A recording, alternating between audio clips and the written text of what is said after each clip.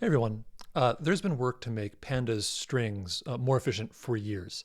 I just learned this morning that the recent Pandas 1.3 release includes an experimental string dtype that uses Arrow under the hood. This makes it a lot more compact and a lot faster to store text data in Pandas. I want to talk a little bit about this and how it affects both Pandas and how it affects Dask.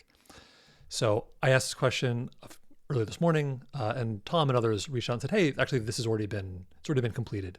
So lots of thanks for lots of folks have been working on this over the last couple of years. So what does this mean, right? So I'm going to play with some text data here for a second. Normally in Python, we store numeric data with NumPy arrays, and that's really, really efficient for C code to walk over and really, really compact in memory. For text data, we tend just to store a bunch of Python objects that wrap around strings in memory. And this is really bloated. It takes up a lot more memory than we should be taking up. And it's really slow. It's hard to write C code with tight for loops that dive inside of all of those Python objects. So we're going to play with this new dtype, the string arrow dtype, and see how it affects performance. So I loaded up some data. This is, I think, some opioid data set from the Washington Post. I'm actually not going to get into the data set. I just want one column with fairly representative text data. I'm going to grab this reporter name column. I'm going to use the memory usage method in Pandas to see that that column takes up about 70 megabytes of data on my computer.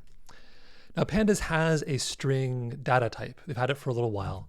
And this actually doesn't do anything. It just does some type analysis. It sort of signals the user this is a text column rather than a object dtype column. So it's nice to have, but hasn't really been that effective. The new thing is to use Arrow.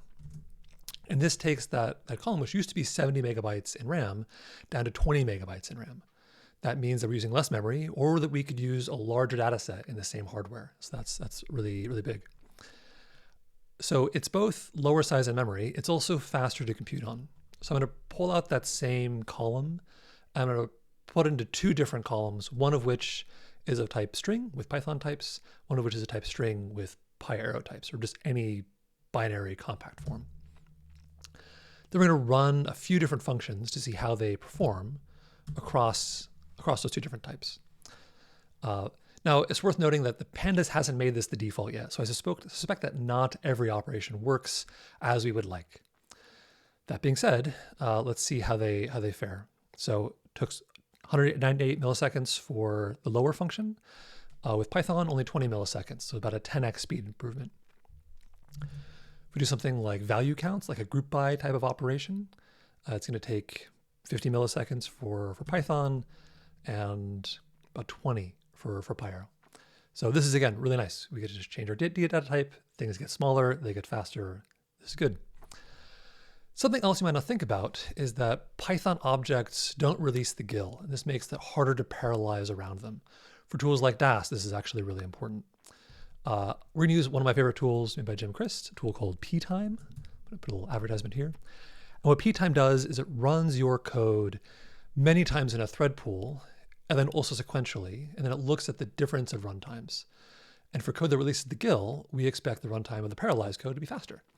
And so it gives you kind of a ratio to see how much speed up you actually get in practice on your code. So if we run the Python code, we get not that much speed up. If I run it in parallel, it takes about the same amount of time if I run it in serial. On the Arrow code, if I run it, I get actually oddly a greater than 4 times speed up on 4 threads. I'm going to actually blame sort of the weird, I'm on a Mac Mini with an M1 chip, and I suspect there's something weird happening here with that. When I run this on my Linux laptop, I don't get this. I get something like 3.5, which makes more sense. But anyway, we see that, Python code, not very parallelizable. PyArrow code, very parallelizable. This is great. That means that tools like Dask can make a lot better use of data stored in text now. We can get faster speedups. So let's play with Dask. I'll bring up the dashboard here. So I've got a cluster here. I was, again, actually, we don't need to run this on Coiled. I was running this on my Mac with the M1 chip, and like weird things were happening because I don't really understand architecture that well. So I wanted a Linux machine, so I switched up to the cloud. So we're going to create a random data set on on the cloud, and it's creating, and our data set is just a bunch of random numbers and this one string column name, which just holds some names of people. And what we can see is that reading this data set, which is about 300 million rows and a few columns, we're taking up something like 27 gigabytes in RAM, about 30 if you sort of count all the other extra bloat.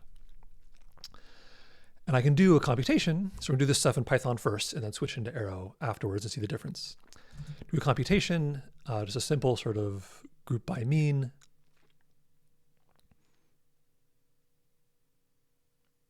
And we see that takes about 8 seconds. So we've done this now in Python. We're now going to switch to using the Arrow data type in this line. So we're going to take our name column. That's the column up here that was the string type. And we're going to convert that to this new data type string PyArrow. Then we're just going to persist that data set on top of our old one. When we run this, we're going to see that memory is going to start to decrease, which is going to be really exciting. So again, as I'm converting to this more efficient type, we actually see the memory used in my cluster just drain over time to this much, much smaller limit, right? So whereas previously our data set was taking up 27 gigabytes in RAM, now it's taking up 12. So there's about a 2x space improvement. And that's only caused, I mean, it's worth remembering, that's only, we changed one column in our 5-column data set. That one column of text was taking up almost all of our space. And by switching to this different format, we're able to reduce that way down. There's a bit of extra sort of unmanaged memory here. I'm going to trim that off just to see how close we can get down to that 12. Yeah, so fairly close. Way tighter. We can fit a lot more data in RAM this way than we could before. If you recall before, we were up to sort of like halfway point where Dask was getting kind of worried. You notice that the colors were orange. And compute speed is a lot faster. So we're going to hit compute and we're going to see how well Dask runs this. Notice my CPU utilization is up to 400% on all of my cores. So I'm getting really good Python utilization. The GIL is not a problem. And I went from 8-ish seconds down to 3-ish seconds. Again, a better than 2x speed improvement. Let's just run that again for fun. So again, we've seen that this change, it was released recently. So again, I'm in Pandas version 1.3 or greater. This provides an experimental string column, which is smaller in memory, so you can fit more data in RAM. It's faster to execute on, and it releases the GIL, so it's better for parallelization. All of these things are useful generally. They're especially useful in sort of a scalable situation where you're trying to process a lot of data in a small and cheap amount of hardware. So that's it. Thanks again to Simon, Tom, who started the pull request, Joris, Brock, and Jeff, who did a lot of review, and everybody who's been active on the sort of Pandas string saga. I know it's not done yet. There's still a to-do list at the bottom of this pull request, but I personally am very excited. This is a big deal for performance in Python. So I'm excited. Thanks all.